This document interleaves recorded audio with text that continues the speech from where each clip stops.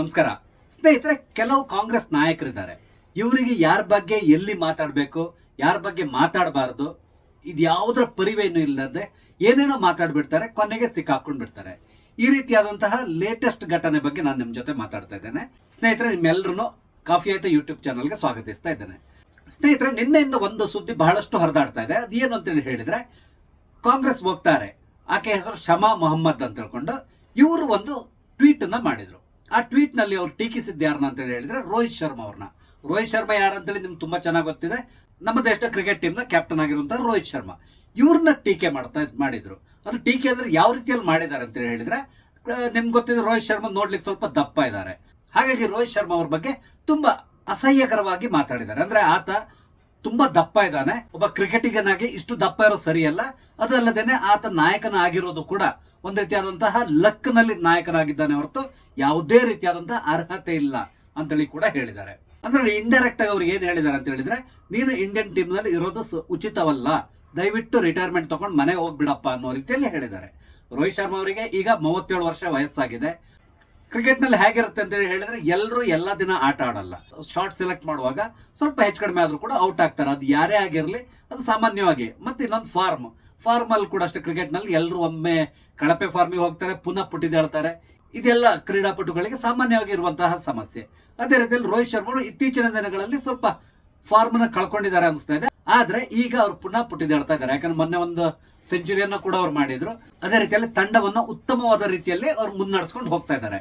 Cricket captain ಆಗಿರುವವನು ತಾನೇ ಆಡ್ಬೇಕಂತ ಹೇಳಿನೂ ಇಲ್ಲ, ಬೇರೆಯವರು ಆಡುವ ರೀತಿಯಾದಂತಹ ವಾತಾವರಣವನ್ನು ನಿರ್ಮಿಸಿದ್ರೆ ಸಾಕಾಗ್ತದೆ. ಅದೆಲ್ಲದಕ್ಕಿಂತ ಮುಖ್ಯವಾಗಿ ಒಂದು ಟೀಮ್ ಆಗಿ ಮುಂದೆ ತಗೊಂಡು ಹೋಗುವಂತಹ ನಾಯಕತ್ವ ಆತನಿಗೆ ಇರಬೇಕಾಗ್ತದೆ.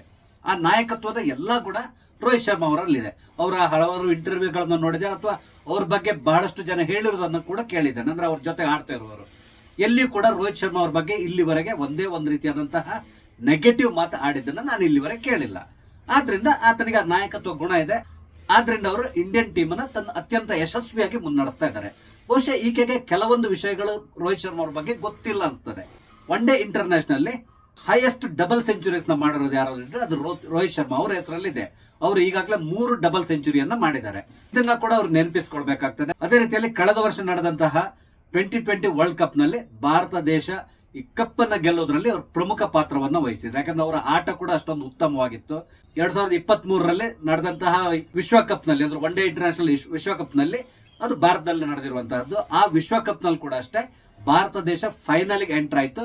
ಬ್ಯಾಡ್ ಲಕ್, ಫೈನಲ್ ನಲ್ಲಿ ಸೋತಿದ್ದಾರೆ. ಆದ್ರೂ ಕೂಡ ಈ ಫೈನಲ್ ವರೆಗೂ ಕೂಡ ಅಜೇಯವಾಗಿ ಮುಂದುವರಿಲಿಕ್ಕೆ ಮುಖ್ಯ ಕಾರಣ ಯಾರಾದ್ರೂ ಇದ್ರೆ ಅದು ರೋಹಿತ್ ಶರ್ಮಾ. ಯಾಕಂದ್ರೆ ನಿಮ್ಗೆ ಗೊತ್ತಿರಬಹುದು, ಅವರು ಪ್ರತಿ ಮ್ಯಾಚ್ ನಲ್ಲಿ ಕೂಡ ಅಷ್ಟೇ ಪವರ್ ಪ್ಲೇ ನಲ್ಲಿ ಉತ್ತಮವಾದಂತಹ ರನ್ ಅನ್ನ ಗಳಿಸ್ತಾ ಇದ್ರು. ಎಲ್ಲಿವರೆಗೆ ಅಂದ್ರೆ ಪ್ರತಿಯೊಬ್ರು ಕೂಡ ರೋಹಿತ್ ಶರ್ಮಾ ಔಟ್ ಆಗುವವರೆಗೂ ಅಪೋಸಿಟ್ ಟೀಮ್ ನವರು ಹೆದರ್ಕೊಂಡು ಬೌಲಿಂಗ್ ಮಾಡ್ತಾ ಇದ್ರು. ಆ ರೀತಿಯಾಗಿ ಅವರ ಆಟವನ್ನ ಆಡಿದ್ದಾರೆ. ಇದನ್ನ ಕೂಡ ಇವ್ರು ನೋಡ್ಬೇಕಿತ್ತು. ಆದ್ರೂ ಕೂಡ ಏನೋ ಒಂದ್ ರೀತಿಯಾಗಿ ಯಾರಿಗೊಂದು ಹೇಳಬೇಕು, ಅದಕ್ಕೆ ಬೇರೆ ಬೇರೆ ಕಾರಣ ಇರುತ್ತೆ. ರೋಹಿತ್ ಶರ್ಮಾ ಆತ ಓರ್ವ ಹಿಂದೂ, ಇದು ಕೂಡ ಅವ್ರ ಮನಸ್ಸಿನಲ್ಲಿ ಇರ್ಬೋದು. ಎಲ್ಲದಕ್ಕಿಂತ ಜಾಸ್ತಿ ಆತ ಬ್ರಾಹ್ಮಣ ಅಂತೇಳಿ ಕೂಡ ಇವ್ರ ಮನಸ್ಸಲ್ಲಿ ಇರ್ಬೋದು. ಯಾಕಂದ್ರೆ ಶರ್ಮಾ ಅಂತೇಳಿ ಹೆಸರಿದೆಯಲ್ಲ, ಅದು ಕೂಡ ಅವ್ರ ತಲೆಯಲ್ಲಿ ಇದ್ರು ಇರ್ಬೋದು. ಒಟ್ಟಾರೆಯಾಗಿ ಏನೋ ಒಂದು ಬೈದ್ ಬಿಡ್ಬೇಕು, ಅವ್ರು ದಪ್ಪ ಇದ್ದಾರೆ, ರಿಟೈರ್ಡ್ ಆಗ್ಬೇಕು, ಈ ರೀತಿಯಾಗಿ ಹೇಳುವಂತಹ ಯಾವುದೇ ಯೋಗ್ಯತೆ ಈಕೆಗಿಲ್ಲ. ಆದ್ರೂ ಕೂಡ ಈ ರೀತಿಯಾಗಿ ಮಾತಾಡ್ತಾರೆ. ಈಗ ಏನಾಗಿದೆ, ಇವ್ರು ಹೇಳಿರುವ ಮಾತೆ ಇವರಿಗೆ ಒಂದ್ ರೀತಿಯಾಗಿ ಬುಮರಂಗ್ ಆಗ್ತಾ ಇದೆ. ಅಂದ್ರೆ ಅವರಿಗೆ ತಿರುಗುಬಾಣ ಆಗ್ತಾ ಇದೆ. ಇಲ್ಲಿ ಏನಾಗಿದೆ ಅಂದ್ರೆ, ಈಗ ಎಲ್ಲರೂ ಮಾತಾಡ್ಲಿಕ್ಕೆ ಶುರು ಮಾಡಿದ್ದಾರೆ.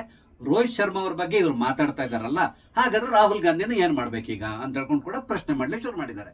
ನಿಮ್ಗೆ ಗೊತ್ತಿದೆ, ರಾಹುಲ್ ಗಾಂಧಿಯ ನೇತೃತ್ವದಲ್ಲಿ, ಅವ್ರಂದ್ರೆ ಕಾಂಗ್ರೆಸ್ನ ನೇತೃತ್ವ ವಹಿಸ್ಕೊಂಡ ಮೇಲೆ ಇಲ್ಲಿವರೆಗೆ ಹೆಚ್ಚು ಕಡಿಮೆ 90 ಚುನಾವಣೆಗಳಲ್ಲಿ ರಾಹುಲ್ ಗಾಂಧಿ ಸೋಲನ್ನ ಅನುಭವಿಸಿದ್ದಾರೆ. ಅಂದ್ರೆ ಅವರ ನೇತೃತ್ವದಲ್ಲಿ ಯಾವಾಗ ಇವ್ರು ಚುನಾವಣೆಗೆ ಹೋದ್ರೋ ಆಗೆಲ್ಲ ಅವ್ರು ಸೋತಿದ್ದಾರೆ.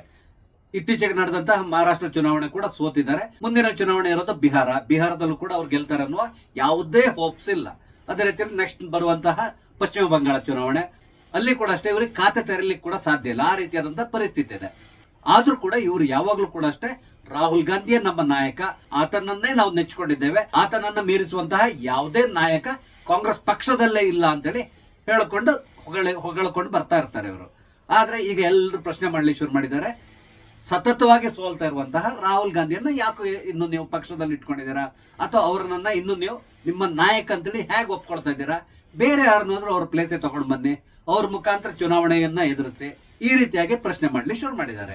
ಈಗ ಒಟ್ಟಾರೆಯಾಗಿ ಅಂದ್ರೆ ರೋಹಿತ್ ಶರ್ಮಾ ಅವರಿಗೆ ಈಗ 37 ವರ್ಷ, ರಾಹುಲ್ ಗಾಂಧಿಗೆ ಈಗಾಗಲೇ 54-55 ವರ್ಷ ಆಗ್ತಾ ಇದೆ. ಕಂಪೇರ್ ಮಾಡಿ ನೋಡಿದ್ರೆ ರೋಹಿತ್ ಶರ್ಮಾ ಅವರ ಸಾಧನೆ ಏನು, ಅದೇ ರೀತಿಯಲ್ಲಿ ರಾಹುಲ್ ಗಾಂಧಿ ಅವರ ಸಾಧನೆ ಏನು, ಇದೆರಡನ್ನು ಕಂಪೇರ್ ಮಾಡಿ ನಾವು ನೋಡಬಹುದು. ಯಾಕಂದ್ರೆ ರಾಹುಲ್ ಗಾಂಧಿ ಎಲ್ಲಿಯೂ ಕೂಡ ದೇಶಕ್ಕೆ ಕೀರ್ತಿಯನ್ನ ತಂದಂತಹ ವ್ಯಕ್ತಿ ಅಲ್ಲ. ಪ್ರತಿಯೊಂದು ಕಡೆ ಕೂಡ ಅಷ್ಟೇ, ಇವರು ಹೊರಗಡೆ ಬೇರೆ ದೇಶದಕ್ಕೆ ಹೋದಾಗ ಭಾರತ ದೇಶದ ವಿರುದ್ಧವಾಗಿ ಮಾತಾಡ್ತಾರೆ. ಭಾರತದ ವಿರುದ್ಧವಾಗಿ ಯಾರೆಲ್ಲ ಇದ್ದಾರೋ ಅವ್ರನ್ನೆಲ್ಲರನ್ನು ಹೋಗಿ ಭೇಟಿ ಮಾಡ್ತಾರೆ, ಅವ್ರ ಜೊತೆ ಮೀಟಿಂಗ್ ಮಾಡ್ತಾರೆ. ಪಾಕಿಸ್ತಾನದ ಪರವಾಗಿ ಲಾಬಿ ಮಾಡುವಂತಹ ಕೆಲವು NGOಗಳೇನಿದೆ ಅವ್ರ ಜೊತೆ ಇವರು ಮೀಟಿಂಗ್ ಮಾಡ್ತಾರೆ. ಈ ರೀತಿಯಾಗಿ ಭಾರತದ ವಿರೋಧಿಗಳು ಯಾರೆಲ್ಲ ಇದ್ದಾರೋ ಅವ್ರೆಲ್ಲರನ್ನು ಇವ್ರ ಜೊತೆ ಗುಡಿಸ್ಕೊಂಡು ಹೋಗ್ತಾರೆ. ಇತ್ತೀಚೆಗೆ ನಡೆದಂತಹ ಪಾದಯಾತ್ರೆ ಇದೆಯಲ್ಲ, ಅದರಲ್ಲಿ ಅವ್ರ ಜೊತೆ ಯಾರೆಲ್ಲ ಹೆಜ್ಜೆ ಹಾಕಿದ್ದಾರೆ ಇದನ್ನು ಕೂಡ ನೀವು ನೋಡಿದ್ರೆ ನಾನು ಅದ್ರ ಬಗ್ಗೆ ಪ್ರತ್ಯೇಕವಾಗಿ ಹೇಳಲಿಕ್ಕೆ ಹೋಗಲ್ಲ. ಈಗ ಏನಾಗಿದೆ ಅಂದ್ರೆ, ಸತತವಾಗಿ ವೈಫಲ್ಯವನ್ನ ಕಂಡಂತಹ ರಾಹುಲ್ ಗಾಂಧಿಯನ್ನು ನೀವು ಪಕ್ಷದಲ್ಲಿ ಇನ್ನೂ ಯಾಕೆ ಇಟ್ಕೊಂಡಿದ್ದೀರಾ? ಅವ್ರನ್ನ ಪಕ್ಷದಿಂದ ಅವ್ರನ್ನ ಹೊರಗಡೆ ಹಾಕ್ಬೋದಲ್ಲ. ಅದ್ ನಿಮ್ ಕೈಲಿ ಸಾಧ್ಯ ಇಲ್ಲ ಹೊರಗಡೆ ಹಾಕ್ಲಿಕ್ಕೆ, ಯಾಕಂದ್ರೆ ಅವ್ರದ್ದೇ ಪಕ್ಷ ಅಂತ ಹೇಳ್ಕೊಂಡು ಅವ್ರ ಹೆಸರಿಗೆ ಬರ್ಕೊಂಡ್ ಬಿಟ್ಟಿದ್ದಾರೆ. ಆದ್ರಿಂದ ಇವ್ರು ಏನು ಮಾಡ್ಲಿಕ್ಕೆ ಸಾಧ್ಯ ಇಲ್ಲ. ಯಾಕೆಂದ್ರೆ ಸೋನಿಯಾ ಗಾಂಧಿ, ರಾಹುಲ್ ಗಾಂಧಿ, ಪ್ರಿಯಾಂಕಾ ವಾದ್ರಾ ಈಗ ಲೇಟೆಸ್ಟ್ ಆಗಿ ಎಂಟರ್ ಆಗಿದ್ದಾರೆ. ಬಹುಶಃ ಮುಂದಿನ ದಿನಗಳಲ್ಲಿ ರಾಬರ್ಟ್ ವಾದ್ರಾ ಕೂಡ ಎಂಟರ್ ಆಗ್ತಾರೆ. ಅದಾದ್ಮೇಲೆ ಪ್ರಿಯಾಂಕಾ ವಾದ್ರಾ ಅವರ ಮಗ ಆತ ಕೂಡ ಮುಂದಿನ ದಿನಗಳಲ್ಲಿ ಕಾಂಗ್ರೆಸ್ ಪಕ್ಷದ ಚಟುವಟಿಕೆಗಳಲ್ಲಿ ಭಾಗವಹಿಸ್ತಾನೆ ಅನ್ನುವ ಸುದ್ದಿ ಕೂಡ ಹರಿದಾಡ್ತಾ ಇದೆ. ಹೀಗಿರುವಾಗ ನಿಮ್ಗೆ ಯಾಕೆ ಬೇಕಿತ್ತು ರೋಹಿತ್ ಶರ್ಮಾ ಅವ್ರ ವಿಷಯ? ಈಗ ಏನಾಗಿದೆ ಅಂದ್ರೆ, ಅವರು ತಮ್ಮ ಟ್ವೀಟ್ ಅನ್ನ ಅಳಿಸಿ ಹಾಕಿದ್ದಾರೆ. ಆದ್ರೂ ಕೂಡ ಈಗ ಎಲ್ಲರೂ ಅವ್ರು ಬೆನ್ ಬಿದ್ಬಿಟ್ಟಿದ್ದಾರೆ. ಇದ್ರ ನಡುವೆ ಕಾಂಗ್ರೆಸ್ ಹೇಳಿತ್ತು ಈ ಹೇಳಿಕೆಗೂ ನಮಗೂ ಸಂಬಂಧ ಇಲ್ಲ ಅಂತ ಹೇಳಿ ಕಾಂಗ್ರೆಸ್ ಹೈಕಮಾಂಡ್ ಈ ರೀತಿಯಲ್ಲಿ ಹೇಳಿ ತನ್ನ ಕೈ ತೊಳ್ಕೊಂಡ್ ಬಿಟ್ಟಿದೆ.